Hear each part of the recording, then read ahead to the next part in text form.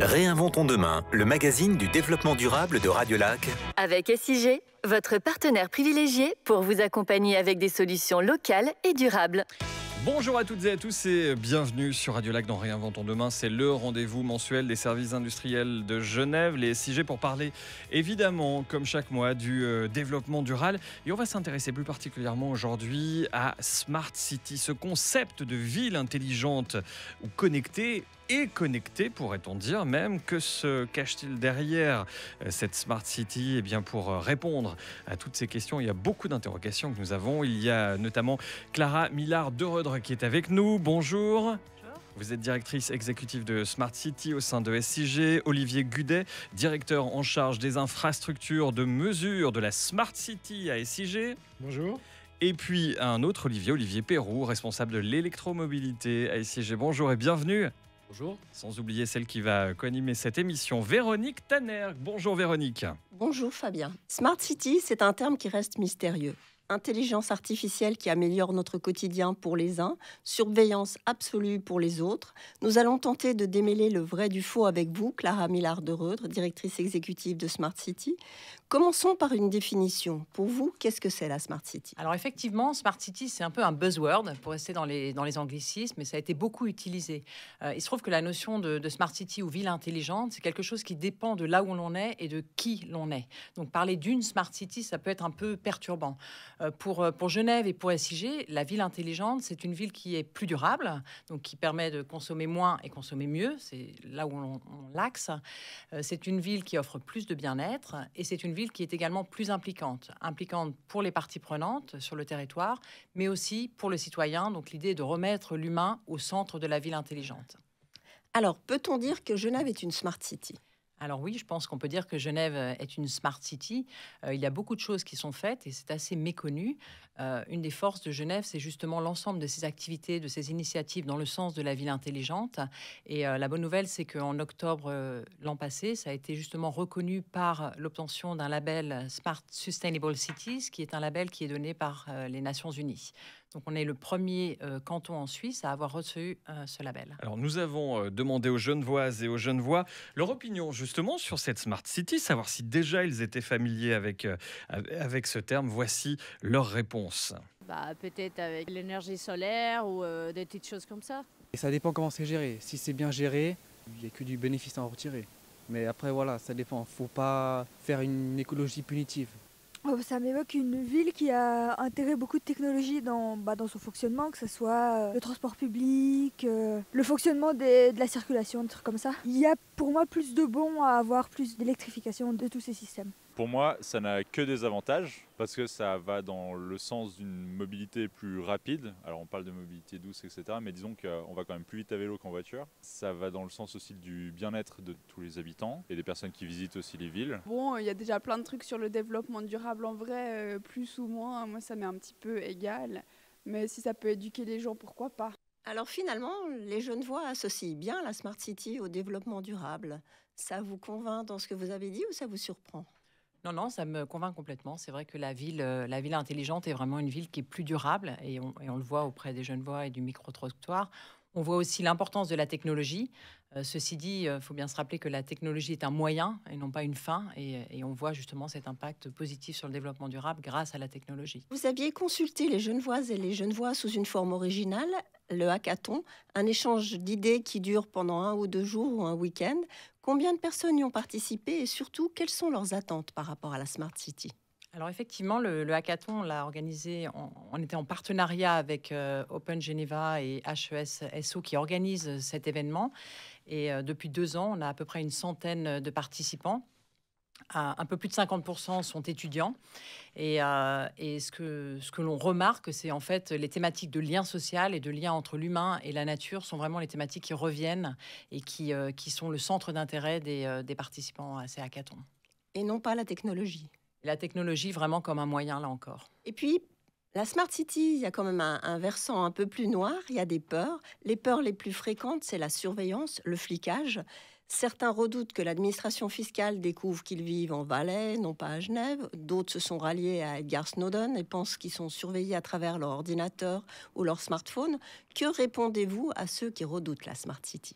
Alors, c'est sûr qu'il y a ces peurs parce que la Smart City, ça a commencé avec les villes de Google, où tout était basé sur la donnée.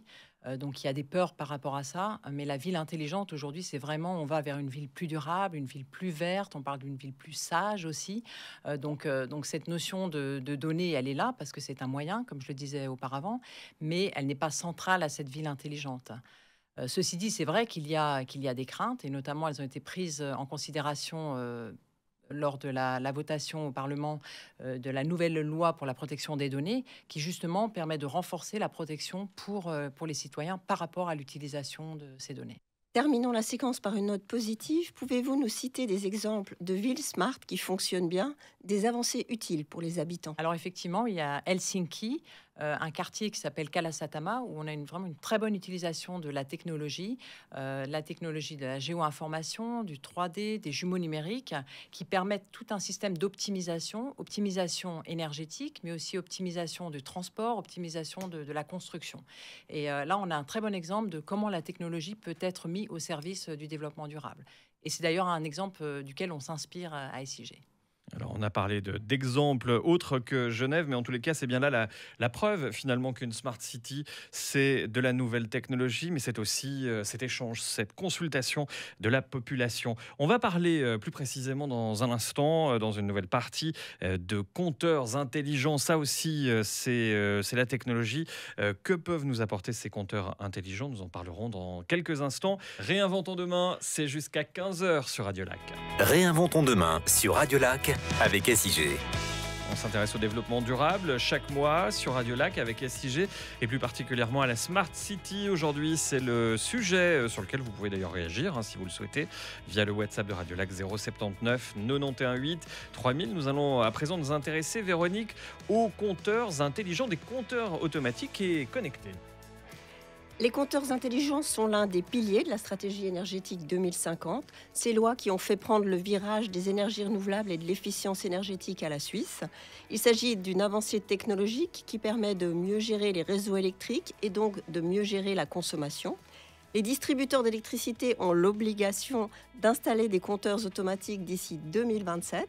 Olivier Gudet, vous êtes responsable de leur déploiement à SIG. À quel stade en êtes-vous ? Nous sommes dans les starting blocks. Ça veut dire que cet automne, nous allons faire un test grandeur réelle avec à peu près 5000 compteurs pour tester les outils informatiques et nos procédures de déploiement. Et si tout ça va bien, en 2024, nous allons attaquer le déploiement de masse pour changer de 180 000 compteurs d'ici fin 2027. Mais finalement, à quoi serviront ces compteurs automatiques? Aujourd'hui, le système fonctionne plutôt bien. Alors, pourquoi changer? Alors, d'abord, ce sera la transparence pour le consommateur. Il pourra savoir le lendemain la consommation qu'il a eue la veille. Ça, c'est intéressant. Dans le cas où vous changez vos habitudes, par exemple en changeant le frigo pour un frigo plus économique, vous verrez quasiment immédiatement l'effet sur votre consommation. Ensuite, le fait que nous ne relèverons plus ces compteurs qu'une fois par an, on pourra les relever même tous les jours, on pourra faire des facturations au réel, c'est-à-dire que le consommateur paiera par exemple en janvier réellement ce qu'il a consommé en janvier, s'il le veut. S'il veut rester sur une facture annuelle, il pourra continuer à le faire. Ensuite, il y a aussi un côté économique pour notre entreprise, c'est que lors de déménagement et d'emménagement, nous avons des collaborateurs qui se déplacent sur le terrain pour faire un relevé lorsqu'une personne part ou arrive. Et ça, désormais, il n'y aura plus besoin de le faire et ça facilitera le travail de tout le monde. Il n'y aura pas besoin de prendre rendez-vous et d'attendre que l'un ou l'autre soit présent. Alors, on a plein de questions concernant ces nouveaux compteurs. Qu'en est-il de la protection des données? En Suisse, nous sommes très attentifs à la protection de la sphère privée. Les gens ne voudront jamais que leurs données personnelles traversent l'Atlantique pour être stockées dans des serveurs aux États-Unis. Olivier Gudet, qu'est-ce que SIG va faire pour protéger ces données personnelles? Alors, nous allons aller au-delà des obligations que le régulateur nous impose. Nous avons fait des choix et les fournisseurs que nous allons prendre nous garantissent que toutes les données vont rester localisées en Suisse. Ensuite, le législateur a aussi protéger la sphère privée en nous demandant de pseudonymiser les données et puis de les chiffrer. Qu'est-ce que ça veut dire, la pseudonymisation? Ça veut dire que le compteur va transmettre des données en ne disant pas que c'est les données qui concernent Olivier Gudet, mais un code qu'on réconciliera ensuite dans nos systèmes informatiques de facturation. Une consommation qui va rester en tous les cas anonyme, pas de crainte à avoir de ce côté des compteurs intelligents. On va poursuivre cette émission Réinventons demain dédiée à la Smart City avec SIG. On va s'intéresser plus particulièrement à ce gros dossier aussi évidemment de l'électromobilité. Nous partirons d'ailleurs à Lancy pour découvrir un exemple concret dans le canton de Genève. Réinventons demain, le magazine du développement durable de Radiolac. Avec SIG, votre partenaire privilégié pour vous accompagner avec des solutions locales et durables. Jusqu'à 15h, c'est votre émission Réinventons demain, le rendez-vous mensuel des services industriels de Genève pour parler de développement durable. Et dans cette nouvelle partie, nous allons plus particulièrement nous intéresser à l'électromobilité.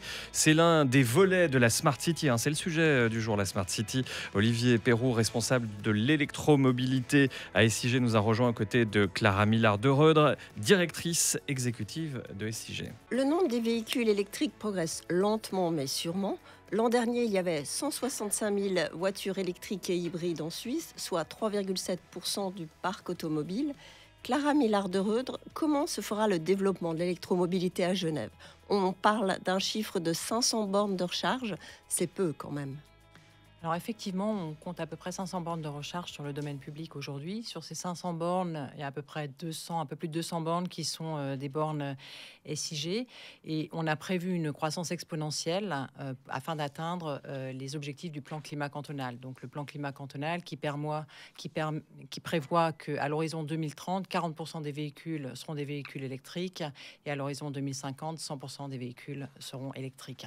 Donc croissance exponentielle. Notre objectif est de 1000 bornes à 2024, 2000 sur le domaine public à 2030 et 3 fois plus sur le domaine privé d'ici là. Et nous allons partir pour la ville de Lancy pour un exemple concret. La ville de Lancy qui détient le label Cité de l'énergie depuis 20 ans. Elle est donc très impliquée dans l'efficience énergétique, la consommation et les économies d'énergie. Et pour en découvrir un peu plus, justement, sur le point de vue de Lancy en matière d'électromobilité, nous avons le plaisir d'accueillir la maire de Lancy, Madame Salima Moyar. Bonjour. Bonjour. Alors on va s'intéresser au rôle de votre commune dans le développement de l'électromobilité. Quel est justement le rôle de la commune dans ce développement? Un rôle volontaire d'impulsion et d'incitation afin de soutenir, comme le demande le canton, le passage à l'électromobilité pour les voitures qui à terme devraient demeurer. C'est une pièce parmi tout ce qu'on fait au niveau de la commune, au niveau de la modification des comportements et de la transition vers la mobilité douce. Donc l'idée, c'est pas de transformer l'entier du parc aujourd'hui thermique en voiture électrique demain, c'est d'en supprimer une partie et puis pour celles qui demeurent, effectivement, de proposer une alternative électrique comme c'est suggéré dans la stratégie électromobilité 2030 du canton, puisque l'électromobilité a certains inconvénients, mais effectivement beaucoup d'avantages également. Comment se fait le choix des emplacements de ces bornes de recharge chez vous? Alors effectivement, faut avoir une méthodologie de travail parce que sinon, chaque personne a envie d'avoir une borne de recharge pas loin de chez elle. Mais c'est pas comme ça qu'on doit réfléchir. On doit réfléchir en termes de couverture du territoire. Donc, en l'occurrence, il y a eu un groupe de travail constitué de SIG, de la ville de Lancy et de l'État de Genève pour déterminer une méthode et ensuite déterminer les emplacements les plus adéquats qui correspondent aux besoins actuels, mais aussi futurs en termes de développement. Par exemple, si on a des nouveaux quartiers dans une commune en fort développement, comme c'est le cas de Lancy. Quels sont justement ces projets auxquels vous songez peut-être déjà et que vous êtes peut-être même déjà en train de développer? Alors effectivement, on a développé un plan d'action qui va jusqu'en 2025 avec SIG. Déjà en 2020, on avait mis cela sur pied de manière pilote afin d'avoir un déploiement de l'ensemble de ces bornes à terme en 2025. Une bonne partie est déjà faite. Un certain nombre de bornes vont être posées déjà en 2023 afin d'avoir justement une réponse relativement uniforme. Donc à terme, on aura une 50aine de points de recharge différents. Et puis, comme je le disais, c'est une pierre à notre édifice pour la mobilité. Donc, l'idée, c'est d'encourager les gens à marcher, à prendre le vélo, à prendre les transports publics et également, s'ils le doivent, de prendre la voiture, de privilégier une voiture électrique. Merci beaucoup, Salima Moyar. Merci à vous. On entend souvent les automobilistes se plaindre et dire qu'il n'y a pas assez de bornes de recharge pour les véhicules, que c'est pour ça qu'ils s'accrochent et qu'ils conservent leur moteur thermique. Olivier Perrault, vous êtes responsable du développement de l'électromobilité à SIG. Que leur répondez-vous? Le nombre de points de recharge est en forte augmentation, mais il n'est cependant pas suffisamment élevé à Genève. l'Union européenne préconise un ratio de 10 véhicules électrifiés par point de charge. À Genève, actuellement, nous en sommes à la moitié. L'implémentation des points de charge est très variable selon les communes. Comme on a entendu tout à l'heure, donc à Lancy, on a environ 22 points de charge actuellement installés. On envisage d'en installer 50 autres d'ici 2025. À Versoix, il y a une quarantaine de points de charge qui est actuellement en service et nous sommes en cours d'installation d'un certain nombre de ces points de charge à Tonnet. Alors, recharger son véhicule électrique prend du temps. Une demi-heure pour une Tesla, 2 heures, 3 heures, 4 heures pour les autres véhicules. Alors, que font les automobilistes pendant le temps de recharge? Ils ne vont pas rester plantés à côté de leur voiture. Qu'est-ce qu'on leur propose? Est-ce qu'il ne vaudrait pas mieux aller au restaurant pendant qu'on recharge sa voiture? Donc effectivement, la durée de recharge complète d'un véhicule, elle dépend de plusieurs facteurs. Donc, premièrement, de la puissance de recharge, la taille de la batterie, mais également aussi de la température extérieure. Et en plus, chaque type de véhicule a une capacité de charge maximum qui dépend de son modèle. Et c'est chaque fois différent. Par exemple, on peut recharger sa voiture sur une prise domestique. Là, ça va vous prendre à peu près une dizaine d'heures pour pouvoir recharger, pour faire un trajet d'environ 100 km. Et de l'autre côté, effectivement, sur des charges très rapides qu'on peut trouver sur des autoroutes, en 10 minutes, vous aurez à peu près cette même capacité. Lorsqu'on est locataire, comme c'est le cas de 80% de la population à Genève, comment fait-on pour recharger son véhicule électrique? C'est un peu compliqué. C'est compliqué, mais c'est possible. En effet, l'installation d'une infrastructure de recharge nécessite l'approbation du propriétaire foncier et de la régie. Et il est recommandé aussi de se faire accompagner par des spécialistes comme SIG si vous avez plus que 5 voitures qui pourraient être rechargées sur le même parking pour éviter une surcharge du réseau électrique du bâtiment. SIG donc accompagne les propriétaires et les locataires pour les aider à trouver quelle est la meilleure des solutions techniques et il y a la possibilité de pouvoir acheter ou de louer ces solutions. La Confédération avait annoncé à l'automne dernier un risque de pénurie d'énergie, surtout un risque de manque d'électricité. Alors, comment devront faire les automobilistes qui ont acheté un véhicule électrique? Ils ont voulu faire un geste en faveur de l'environnement et risquent de se retrouver à pied. Clara Millard-de-Reuth, que leur répondez-vous? Cette crainte, il faut savoir qu'aujourd'hui, la consommation d'électricité pour les véhicules électriques représente à peu près 0,3% de la consommation totale d'électricité sur Genève. Si on atteint les objectifs du plan climat cantonal, on arrivera à peu près 4% à la consommation d'électricité. Donc, c'est pas rien, même si c'est pas tant que ça. Mais effectivement, ce n'est pas rien. Ce qu'il faut savoir, c'est qu'en parallèle, il y a un certain nombre de mesures qui sont prises dans le sens de l'efficience énergétique, donc qui permettront une compensation. Et puis, les véhicules électriques représentent aussi une opportunité en termes de stockage. Donc, il faut savoir qu'on travaille sur des solutions pour utiliser les batteries de voitures électriques comme système de stockage, notamment pour l'énergie solaire, par exemple. Alors, il y a toujours un bras de fer entre ceux qui soutiennent les véhicules thermiques et les pro-véhicules électriques. Olivier Perroux, quel est le type de voiture le plus écologique? Laquelle a le bilan carbone le plus faible? L'électromobilité en Suisse, c'est 2 fois moins de CO2 au kilomètre qu'un véhicule thermique équivalent. En prenant en compte donc l'énergie qui est nécessaire pour la construction du véhicule, pour son utilisation et pour son recyclage. Le bilan est encore plus vertueux lorsque ce véhicule est alimenté en énergie électrique renouvelable, comme c'est le cas à Genève. Et en plus, il y a de plus en plus de filières de recyclage, ainsi qu'une meilleure durabilité des usines qui construisent ces véhicules. Donc, on va aller de plus en plus vers des véhicules qui ont un impact réduit par rapport à celui d'aujourd'hui. Et si l'on regarde à plus long terme, est-ce que les voitures vont disparaître du centre-ville au profit des transports publics et de l'électromobilité? Alors, afin d'atteindre les objectifs CO2, de réduction de CO2 du canton, il faut effectivement réduire le nombre de trajets. Par contre, il est important également que les véhicules restants s'électrifient. Parlons argent. Combien coûte la recharge d'un véhicule électrique?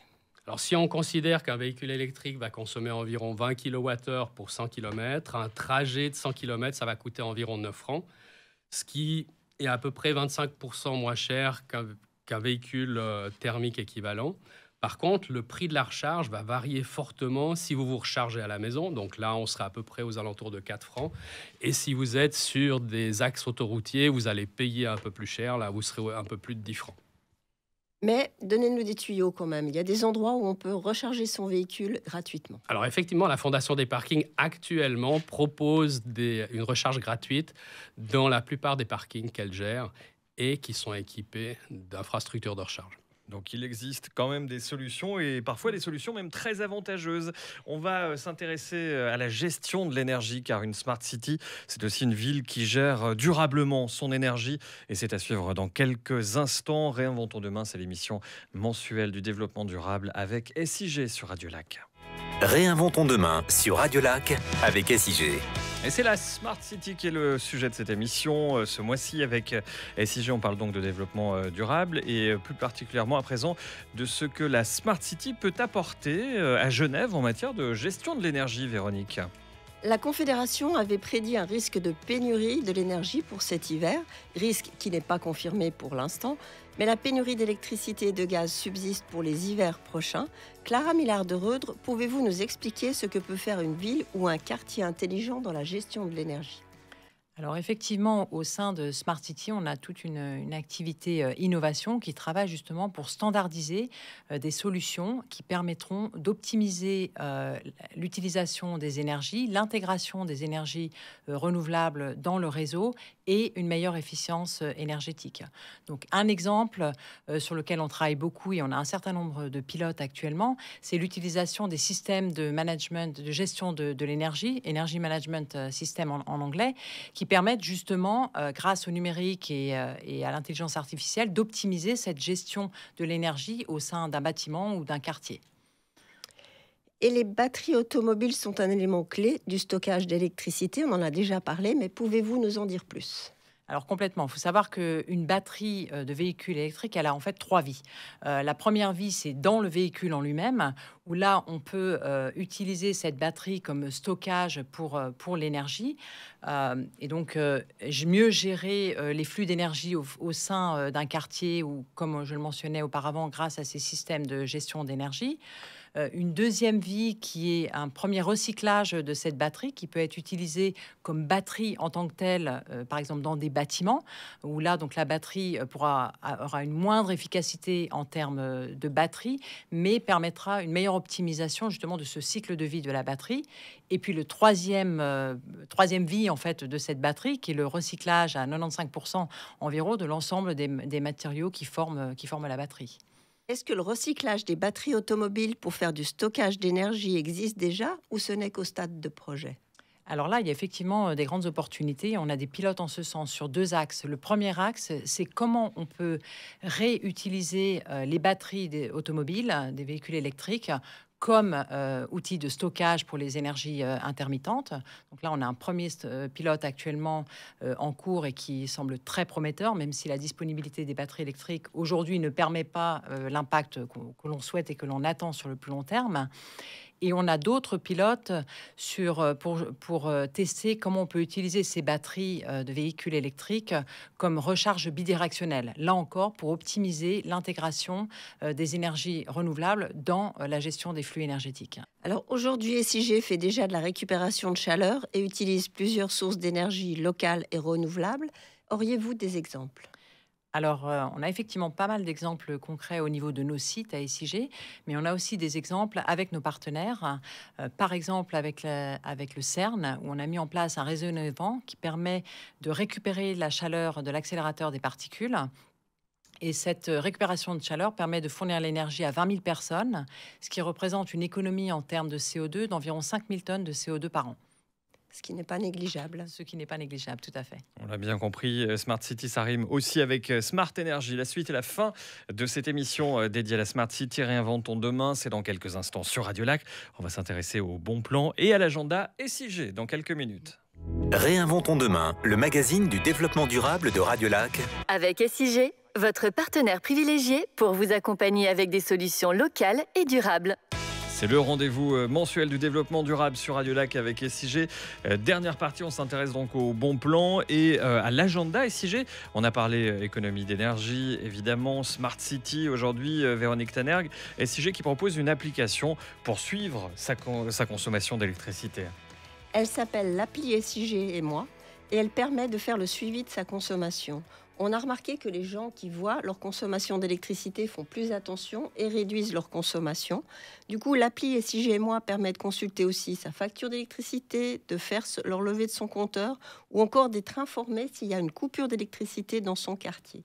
Et cette application est gratuite. Donc, aucune raison de ne pas l'installer, une application pour les smartphones qui s'adresse donc aux particuliers. Est-ce que vous avez aussi quelque chose de similaire chez SIG pour les entreprises, les propriétaires, les régies et pourquoi pas les collectivités ? Bien sûr, il y a une plateforme en ligne qui s'appelle Smart Visio 360 degrés. Elle permet de connaître sa consommation d'eau, d'électricité et de gaz dès le lendemain. C'est très utile pour ajuster sa consommation d'énergie en fonction de la météo. Et c'est aussi utile si on gère un ou plusieurs bâtiments. Cette plateforme est payante. Il faut compter entre 50 et 100 francs selon le nombre de compteurs. Et là, on le précise à nouveau qu'elle s'adresse plus particulièrement aux entreprises, propriétaires, aux régions, collectivités, donc à un aspect plus professionnel. On va prendre des nouvelles aussi de la plateforme Impact, la plateforme de financement participatif qui a été créée, on le rappelle, par SIG, une plateforme qui permet de soutenir des projets de développement durable mis en œuvre par des entreprises ou des associations locales, moyennant une contrepartie. Alors un joli projet, celui de Tricochet. C'est une association qui organise des ateliers créatifs pour revaloriser les matières plastiques et textiles. Il s'agit de les réutiliser grâce au tissage, au crochet ou à la couture. Et quand on voit les dégâts que les plastiques font dans la nature, c'est vraiment une bonne initiative. Tricochet a besoin de 25 000 francs pour équiper son local. C'est pourquoi elle est à la recherche de financement participatif sur Impact. Et vous savez qu'on obtient des contreparties quand on fait du financement.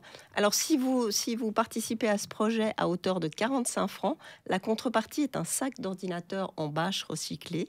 Et plus original, pour le financement de 80 francs, vous pourrez participer à un atelier pour apprendre à confectionner un apéro vegan. Eh bien, pourquoi pas, tiens, dès la fin de cette émission. Et on va terminer peut-être avec les expositions à recommander. Alors, une exposition sur les mascarons, qui sont des visages taillés dans la pierre, des ornements sur les façades des bâtiments, auxquels on ne prête plus guère attention. Dominique Huppy les a photographiés et les exposera aux Berges de Vessy à partir du 3 mars.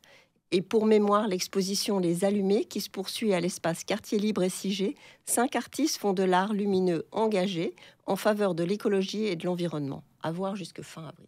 Et dès que la nuit tombe tout particulièrement, merci Véronique Tanergue, merci également à nos invités. Il y avait Clara Millard de Reudre, merci à vous d'avoir été présente dans cette émission, directrice exécutive de Smart City à SIG, Olivier Gudet, directeur en charge des infrastructures de mesure de la Smart City, toujours chez SIG, et puis Olivier Perroux, responsable de l'électromobilité à SIG. Merci à tous, une émission à retrouver dès maintenant en podcast sur radiolac.ch.